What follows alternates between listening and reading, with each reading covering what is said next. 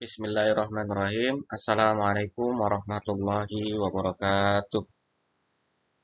Alhamdulillahirabbil alamin.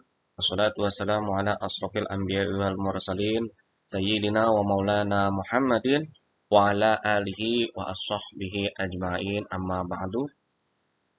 Puji syukur kehadirat Allah Subhanahu wa taala. Alhamdulillah pada hari ini kita masih diberikan kesehatan oleh Allah Subhanahu wa taala. Mudah-mudahan kita semua, orang tua kita, guru-guru kita, teman-teman kita, semuanya masih dapat perlindungan dari Allah Subhanahu wa taala, utamanya untuk dapat kita melaksanakan aktivitas ini diberikan kesehatan oleh Allah Subhanahu wa taala, dilindungi dari virus corona.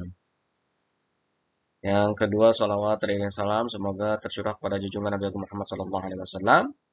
Dan anda sekalian, alhamdulillah minggu kemarin kita sudah selesai melaksanakan PH, penilaian harian yang kedua tentang iman kepada Allah Subhanahu wa taala melalui Asmaul Husna yang 7. Anda sekalian, masuk kepada bab berikutnya mulai minggu ini kita akan membahas tentang adab berpakaian menurut syariat Islam. Materi yang Anda ikuti adalah materi yang saya sampaikan ya, bukan yang ada di dalam buku, karena di dalam buku itu bab 3 kita baru masuk Asmaul Husna, iman kepada Allah. Bab 3 ini ya, adab berpakaian akan kita pelajari nanti sampai dengan PTS ya, PTS. Nanti PTS ini penilaian tengah semester sampai pada bab 3 ini. Mari Anda sekalian, sebelum kita mulai, kita awali dengan berdoa. Mudah-mudahan kita mendapatkan keberkahan dari Allah Subhanahu wa taala atas ilmu-ilmu yang kita terima serta dijadikan jalan ibadah dan mendapat ridho dari Allah Subhanahu. Bismillahirrahmanirrahim. Raditu billahi rabba wa bil islami dina wa bi Muhammadin nabiyya wa rasula. Rabbi zidni ilma warzuqni fahma bi rahmatika ya arhamar rahim. Anda sekalian, masuk kepada slide berikutnya. Ini kita akan membahas tentang pelajaran agama, perilaku terpuji, akhlak terpuji ya. Nah, di sini sebelum sampai kepada materi-materi berikutnya, saya akan sampaikan tentang standar kompetensi. Standar kompetensi kita yaitu siswa dapat membiasakan perilaku terpuji. Dalam hal ini adalah membiasakan perilaku terpuji adab berpakaian dalam Islam, menutup aurat untuk laki-laki dan yang perempuan. Ya. Selanjutnya untuk kompetensi dasar, ya. Yang pertama di sini siswa dapat menjelaskan pengertian adab dalam berpakaian. Yang kedua, siswa dapat menampilkan contoh-contoh adab dalam berpakaian. Dan yang ketiga, siswa dapat mempraktekkan adab berpakaian. Inilah kompetensi dasar dan standar kompetensi yang akan dicapai dalam materi ini untuk siswa dan pendidik. Baik, anak-anak sekalian, ada baiknya sebelum kita mendapatkan ilmu-ilmu agar lebih berkah lagi, maka kita awali materi ini dengan tadarus bersama ya yang akan saya pimpin. Silakan Anda simak dan membaca ayat-ayat yang ada di dalam PPT ini ya. Silakan Anda simak, kita sama-sama membacanya ya. Di sini ada dalil tentang berpakaian dan menutup aurat. Surat Al-A'raf ayat 26 ya, dan Al-Ahzab 59, dilanjutkan nanti Al-A'raf ayat 31-32.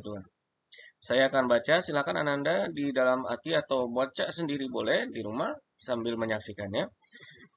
A'udzu billahi minasy syaithanir rajim. Bismillahirrahmanirrahim. يا بني آدم قد أنزلنا عليكم لباسا يواري سوآتكم وريشا ولباس التقوى ذلك خير ذلك من آيات الله لعلهم يذكرون. Kita lanjut ke surat Al-Ahzab ayat 59. Ya, sama-sama lagi kita baca. Allahu Akbar. Bismillahirrahmanirrahim. Ya ayyuhan nabiyyu qul li azwajika wa banatika ونساء المؤمنين يدنين عليهن من جلابيبهن ذلك أدنى أن يعرفن فلا يؤذين وكان الله غفورا رحيما. Akan kita lanjut lagi ke surat Al-A'raf ayat 31-32. Silakan kita sama-sama lagi membacanya. Allahu Akbar. Bismillahirrahmanirrahim. Ya bani Adam khudhu zinatakum 'inda kulli masjidin wa kulu washrabu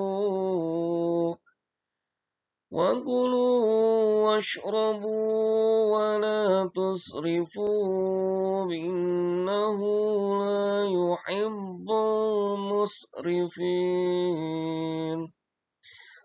قل من حرم زينة الله التي أخرج لعباده والطيبات من الرزق قل هي للذين آمنوا في الحياة الدنيا خالصة يوم القيامة كذلك نفصل الآيات لقوم يعلمون.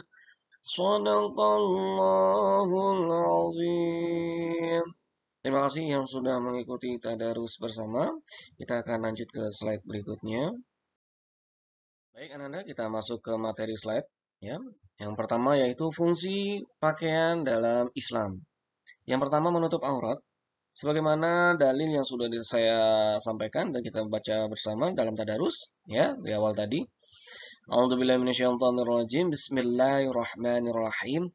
Ya bani Adam qad anzalna 'alaikum libasan yuwari sawatikum warisha.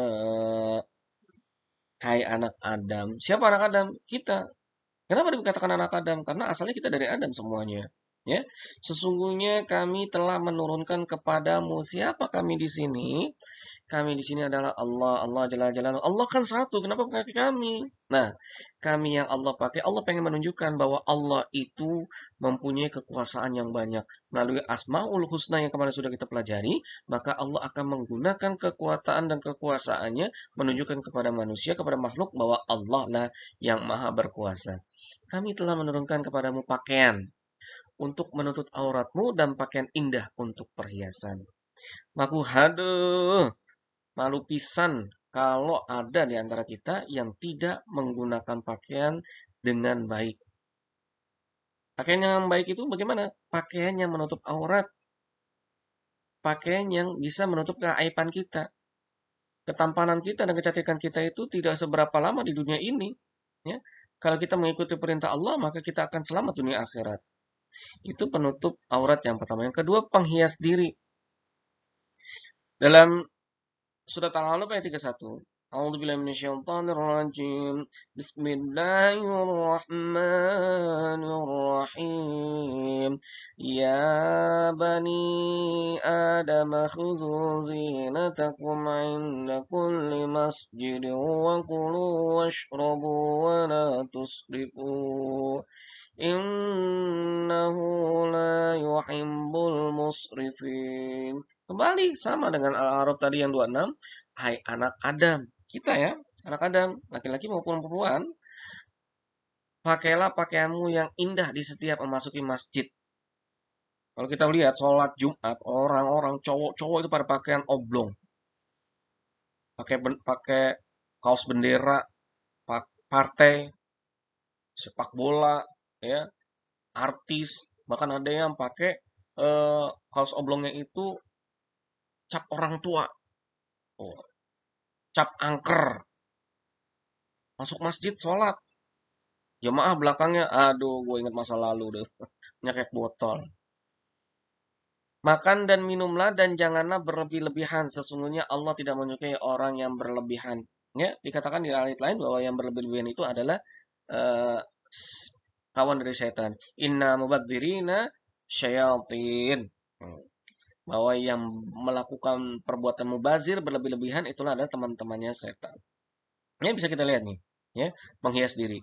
Perempuan manakala dia menutupi auratnya, hijab, menggunakan hijab, ya, dia akan kelihatan cantik, berseri, ceria, ya. Kelihatan tata keramanya bagus dan indah. Lihat ini. Begitu juga yang laki-laki. Dia tutup auratnya. Walaupun ini ada yang begini, ya, ini masih dibolehkan karena tertutup auratnya. Cuma kalau dalam Islam seperti ini di dalam umum ya tidak ada akhlak Islam ya, tapi boleh, boleh saja. Ya, menutup aurat di sini semua. Selanjutnya pelindung diri. Dalam surat An-Nahl ayat 81, وَجَعَلَ لَكُمْ سَرَابِيلَ تَقِيكُمُ الْحَرَّ وَسَرَابِيلَ تَقِيكُمْ بَأْسَكُمْ. Dan dia Allah menjadikan bagimu pakaian yang memeliharamu dari panas dan pakaian besi yang memelihara kamu dalam perperangan. Adanya pakaian itu Allah yang kasih ilmu kepada manusia supaya bisa menutup auratnya, menutup tubuhnya, menutup raganya, menutup cacatnya. Allah yang kasih tahu. Dengan apa Allah kasih tahu? Dengan ilmu yang Allah berikan kepada manusia. Nah, ini ujung rambut sampai ujung kaki ketutup, pelindung badan dia. Jadi cihuy banget. Ketika ini warnanya ikut merah ya udah mati juga sama. Gitu ya. Kurang lebih begini. Baik, anak-anak sekalian, masuk pada adab berpakaian. Islam tidak hanya mengajarkan tentang tauhid dan tentang keagamaan, tidak. Sampai Islam itu mengatur yang kecil sekecil apapun Allah mengatur. Ya, Innallaha yuhibbul jamil. Allah itu mencintai keindahan. Ya. Termasuk berpakaian ini Allah yang ngatur. Kalau kita sebagai umat muslim, sebagai manusia, sebagai makhluk, nggak mau diatur sama Tuhannya, mau hidup di mana? Langit ini punya Allah. Kalau kita pindah ke planet, planet itu punya Allah. Mau pindah ke surga, surga nggak bakal terima kalau kita nggak mau menuruti apa yang sudah Allah perintahkan. Untuk ada berpakaian laki-laki dan perempuan ini, yang pertama sama, niat karena Allah dan tidak pamer.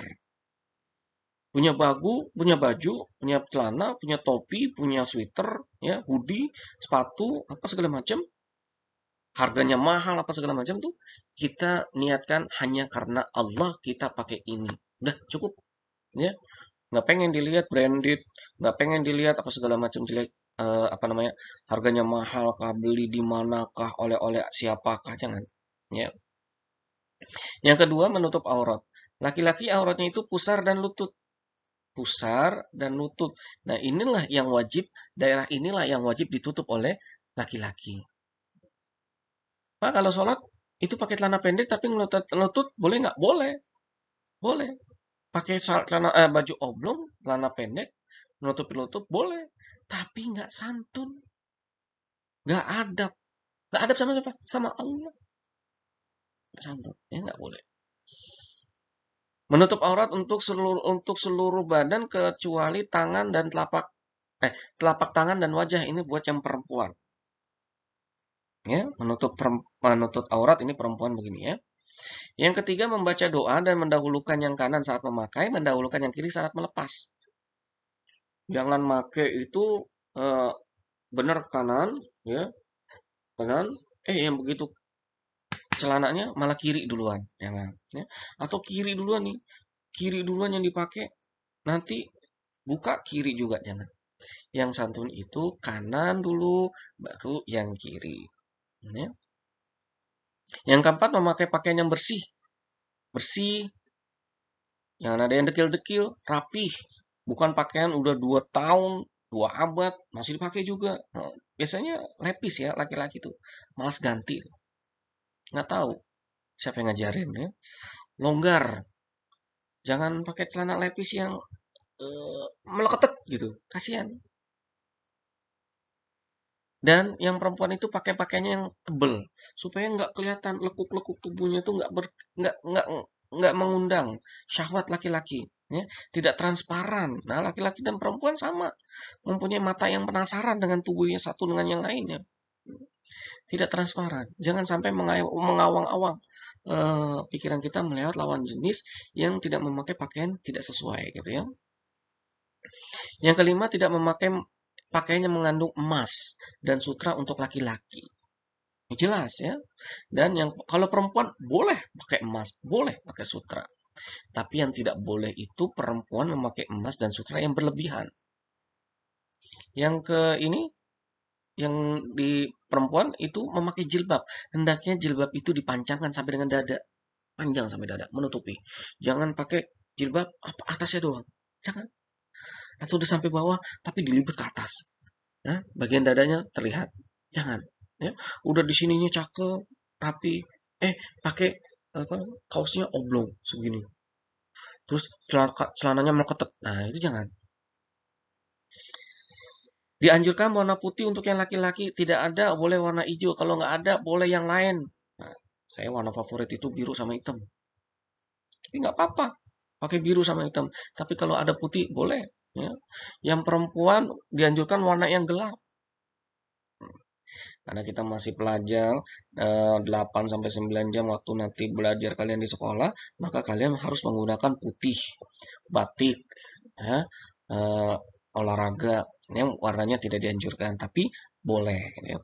Terakhir untuk yang perempuan itu tidak menggunakan parfum yang berlebihan, karena kan mengawang-awang mengandung hasrat laki-laki atau lawan jenis untuk wangi banget ini siapa yang pakai. Hello, aku jadi pengen penasaran. Nah, itu nggak boleh, ya. Baik, anak-anak sekalian, masuk kepada slide berikutnya. Hikmah berpakaian sesuai syariah. Apapun yang Allah perintahkan untuk kita, ya, kita mempunyai catatan kebaikan ketika kita melakukan kebaikan itu. Kita melakukan perintah itu dari Allah, ya. Pejuang perintah Allah, nah, gitu ya. Termasuk berpakaian. Berpakaian itu ada aturannya. Kalau kita mengikuti aturannya, maka Allah akan menyiapkan kebaikan dalam berpakaian. Yang pertama, terbebas dari dosa yang panjang. Ketika kita tidak menggunakan pakaian yang menutup aurat yang tidak sesuai syariat, kita posting diri kita dengan pakaian yang serba begitu dan banyak mata yang melihat. Nah, banyak mata yang melihat itulah yang menjadi undangan-undangan setan untuk memperbanyak timbangan dosa kita. Ya. Terjaga keselamatan diri dari Allah Subhanahu wa taala. Allah nggak akan murka kalau kita mengikuti aturan-aturan Allah dan perintah Allah. Nggak akan murka. Maka malah Allah mempersiapkan pahala dan sejumlah kebaikan kelak dimasuk surga ya. Dijauhkan dari sikap aniaya. Ya, kalau orang yang menggunakan pakaian yang santun-santun baik-baik, mungkin dia akan terlihat terhormat. Orang lain akan sungkan, enggan untuk melakukan hal yang tidak baik kepada dirinya. Ya, ditutup aibnya oleh Allah Subhanahu Wa Taala yang berikutnya. Ya, Allah akan mau melakukan menutup aib ketika Allah itu punya perintah dikerjakan sama makhluknya yang bernama manusia, dan ketika itu juga aibnya itu yang menjadi aibnya justru ditutup sama manusia itu sendiri. Aurat itu aib sebenarnya. Aurat itu adalah cacat. Ketika cacat dan aurat itu ditutup oleh makhluk itu, maka Allah mau banget bantu kita untuk tutup. Seperti saya ada di sini, kalian dengarkan, itu karena Allah masih menutup aib-aib saya dan kalian masih mau menggunakan. Andai kata Allah sudah membuka aib-aib saya, kecil maupun besar, maka bono apa sih yang diomongin, nggak guna, orang banyak dosa, banyak salah, banyak maksiat yang dilakukan, apa sih yang diomongin, nah gitu ya. Selanjutnya, dijauhkan dari perbuatan maksiat. Ketika kita sudah melakukan menggunakan pakaian taat ya, gamis, baju panjang, koko segala macam, pakai baju-baju syar'i muslimah ya. Kayaknya kita untuk melakukan dosa tuh aduh, malu sama pakaian, malu dengan ketaatan, malu dengan Allah ya. Ada remnya gitu. Terjaga keindahan ciptaan Allah. Itu tadi ya, seperti perempuan. Ketika perempuan menggunakan jilbab akan terlihat inner beauty-nya, outer beauty-nya ya. Cantik itu jangan dari dalam, dari luar saja. Dari dalam juga harus kelihatan cantik ya. Ada perempuan eh, kamu belum pakai jilbab, kenapa? Ah, jilbab belakangan. Yang penting hatinya saja dulu yang berjilbab. Ya, kalau ketika itu Allah belum cabut nyawanya, ketika Allah sudah cabut nyawanya, kepalanya belum dihijab, baru hatinya, maka dia akan merugi, nanti tidak akan bisa masuk surga. Ya, itulah hikmah-hikmah berpakaian dalam syariah. Mudah-mudahan kita semua mendapatkan hikmah ketika kita mau mengikuti aturan Allah dalam berpakaian. Anda sekalian, selanjutnya kita akan memperhatikan di sini akan menyimak tentang dalil berpakaian dan menutup aurat. Ya. Untuk dalilnya ada dua, dalil yang dari Allah melalui Al-Quran dan dalil dari hadis.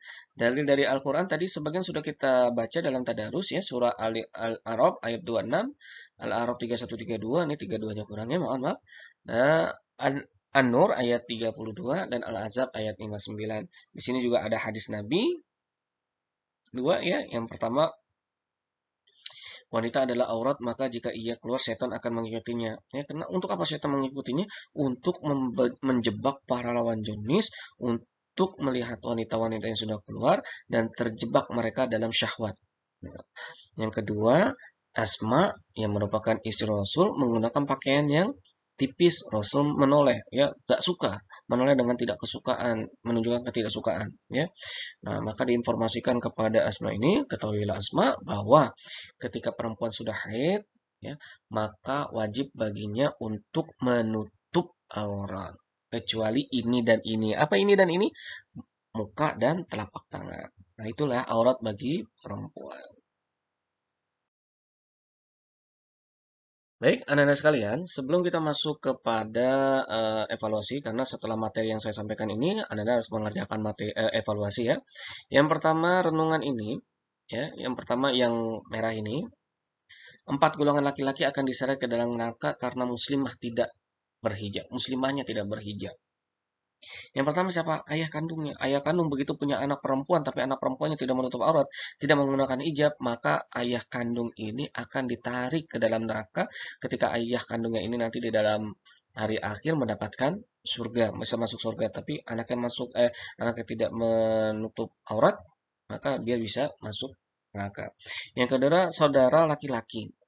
Saudara laki-laki begitu tidak mempedulikan adiknya atau kakaknya atau sepupunya yang perempuan tidak menggunakan hijab, maka dia akan kena tanggungan jawab untuk bisa masuk ke dalam neraka juga karena tidak memperhatikan muslimahnya tidak menggunakan hijab. Yang ketiga, suami. Begitu orang tua ini sudah eh, beralih tanggung jawab kepada suami, maka suami ini akan ditarik ketika istrinya tidak menggunakan hijab. Ya. Yang terakhir, anak laki-laki. Anak-anak laki-lakinya ini pun akan bertanggung jawab. Ketika ibunya tidak menggunakan hijab, tidak diingatkan, tidak dirayu untuk menggunakan hijab, maka anak laki-laki ini kelak mereka mereka pun walaupun mereka mempunyai amal-amal baik, sholatnya rajin di masjid jamaah, sholat sunnah, puasa sunnah, tadarus, zakat, sodakoh, infak segala macam. Tapi ketika muslimahnya mereka tidak menggunakan hijab, mereka akan terkena seret ke dalam. Yang kedua, Rasul melaknat laki-laki yang menyerupai perempuan dan perempuan yang menyerupai laki-laki. Ya, dalam tingkah laku, dalam berpakaian, dalam apapun segalanya. Ya, kalau bukan fitrahnya maka dilaknat. Otomatis kalau Rasulullah melaknat, maka Allah pun akan melaknat. Yang terakhir, ada dua golongan dari penduduk neraka yang belum pernah aku lihat. Siapa aku di sini? Maksudnya adalah Nabi Muhammad. Suatu kaum yang memiliki cambuk seperti ekor sapi yang memukul manusia. Yang pertama. Yang kedua, para wanita yang berpakaian tapi telanjang, berlenggak-lenggok, kepala mereka seperti punuk unta yang miring. Wanita itu tidak akan masuk surga dan tidak akan mencium baunya. Ya, maka hati-hati. Perempuan itu aturannya banyak, tapi masuk surganya mudah. Demikian materi yang bisa saya sampaikan, mudah-mudahan bermanfaat buat kita sekalian dan mudah-mudahan Anda sekalian bisa paham. Kalaupun ada pertanyaan silakan bisa WA ke nomor saya atau ke @modu. Ya. Ananda sekalian, masuk kepada evaluasi setelah tadi saya menerangkan. Mudah-mudahan semuanya paham ya. Um, Allahu a'lam bishawab yang sudah saya terangkan. Mudah-mudahan Ananda paham. Dan selanjutnya kita evaluasi. Evaluasi silakan Ananda dibuka buku paket halaman 102 104 ya. Nah, yang kedua kerjakan A atau PG-nya dan C pernyataan sikap itu di Google Form. Nanti akan saya share setelah absen ya. Terus kerjakan bagian B di kertas selembar dengan identitas menggunakan pulpen. Nah, pulpen ya, itu ada pensil pulpen, maksudnya pulpen aja. Ditunggu pengirimannya paling lambat jam 12. Demikian yang bisa saya sampaikan untuk materi bab 3 ini. Mudah-mudahan ada kebaikan untuk kita semua. Assalamualaikum warahmatullahi wabarakatuh.